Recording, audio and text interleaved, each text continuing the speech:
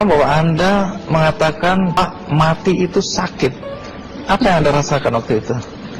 Rasa dada sesak, itu sakitnya tuh seperti ditusuk pedang, terus seperti kulit binatang dikuliti hidup-hidup. Sakit sekali waktu itu Sakit rasanya. sekali. Terus di dada saya terasa sesak. Setelah itu paman saya mengajar saya mengucap kalimat thayyibah, terus mengucap dua kalimat syahadat, asyhadu an la ilaha illallah wa asyhadu anna muhammadar rasulullah. Apa betul waktu ruh Anda itu dicabut dari kaki itu, Iya. Anda bisa melihat jasad Anda? Sempat saya melihat jasad saya pada waktu itu, tapi sebentar. Setelah itu saya dibawa pergi oleh dua orang malaikat ini. Dan pada waktu itu saya ingin ketemu sama ayah saya. Kebetulan ayah saya sudah meninggal. Dan suatu ayah saya meninggal, dia berusia 55 tahun. Setelah saya ketemu di sana, dia tuh berusia muda. Kok muda? Berusia 17 sampai 20 saya perkira. Anda sempat ngobrol dengan ayah? Sempat. Apa yang Anda sampaikan? Waktu itu ayah nangis. Ayah saya bilang, kenapa kamu kesini nak? Pulanglah, di rumah tidak ada orang. Kasihan buat ibumu dan adik-adikmu. Tidak ayah, janjiku sama Allah sudah sampai. Dan pada waktu itu ayah saya menangis. Lalu apa yang dia ucapkan? Diam aja dia, silang. Kembali ke malaikat tadi, bentuk yang Anda lihat seperti apa malaikat ini? Dia ini laki-laki, tapi mukanya sama semua. Berapa malaikat? Dua. Iya. Fisiknya seperti apa?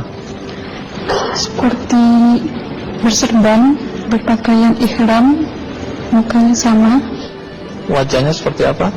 Wajahnya sulit saya gambarkan. Yang jelas dia ini sama, dua-dua itu sama rupanya. Apakah ada ucapan dari dua sosok yang Anda anggap malaikat itu? Ada. Apa kata mereka? Waktu itu saya mengalami perjalanan spiritual. Saya disoal oleh malaikat itu dengan sebutan Ma ayyutuka, siapa Tuhanmu?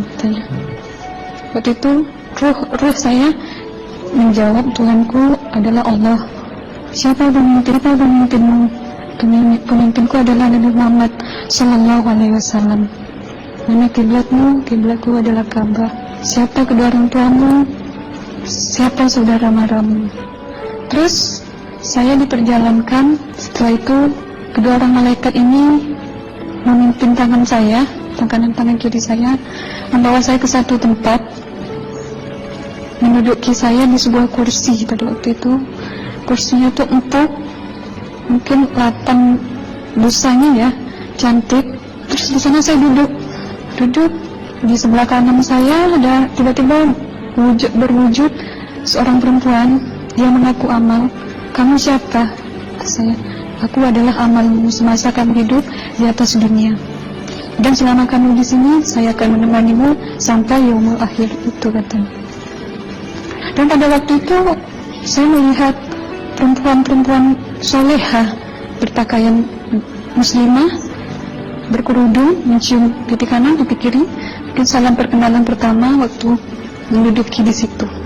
Setelah itu saya dihijrahkan lagi, dibawa oleh dua orang malaikat ini lagi, melihat dosa-dosa besar ya.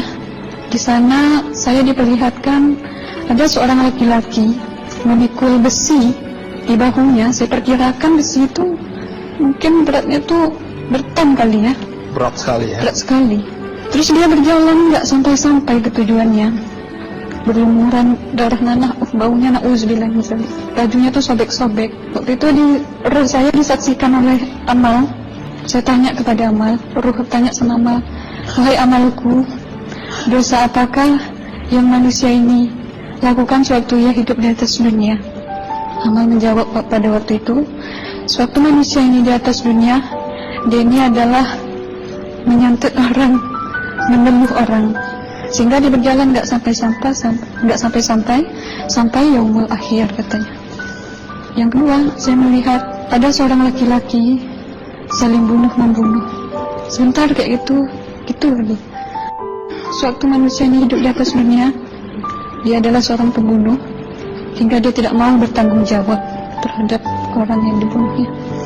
Terus yang ketiga, saya melihat ada seorang laki-laki dihujam kemaluannya pakai besi panas, timah panas itu ya, hingga menembus. Waktu itu roh bilang sama amal, wahai amalku, dosa apakah yang manusia ini hidup di atas dunia?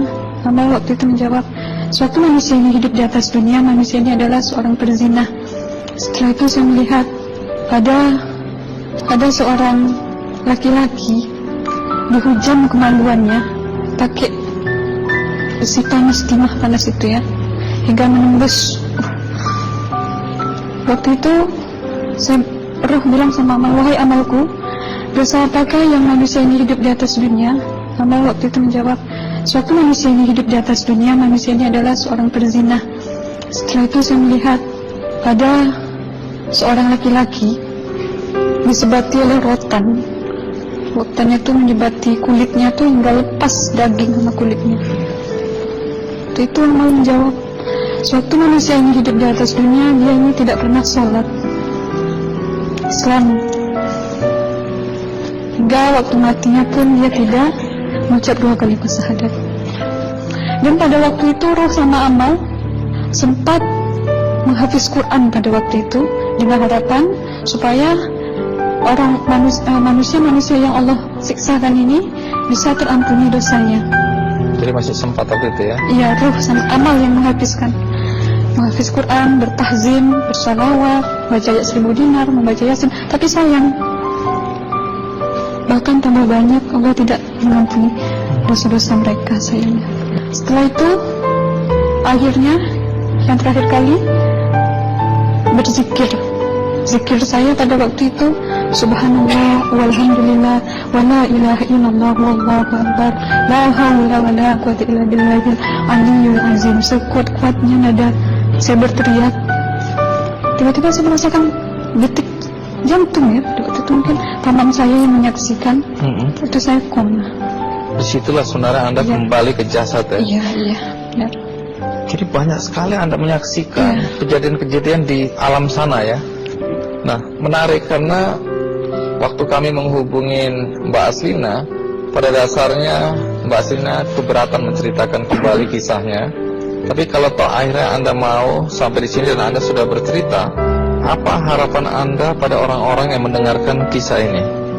Ya, harapan saya pertama, ya lebih banyak mumpung menyambut puasa ya, lebih banyak mendekat diri aja sama Allah, perbanyakkan amalan soleh, perbanyakkan zikir, perbanyakkan sholawat, baca Quran, dan sebagainya. Itu harapan Anda ya? Iya. Baik, terima kasih Mbak Aslina ya, sudah datang dari Bengkalis untuk menceritakan kisah ini.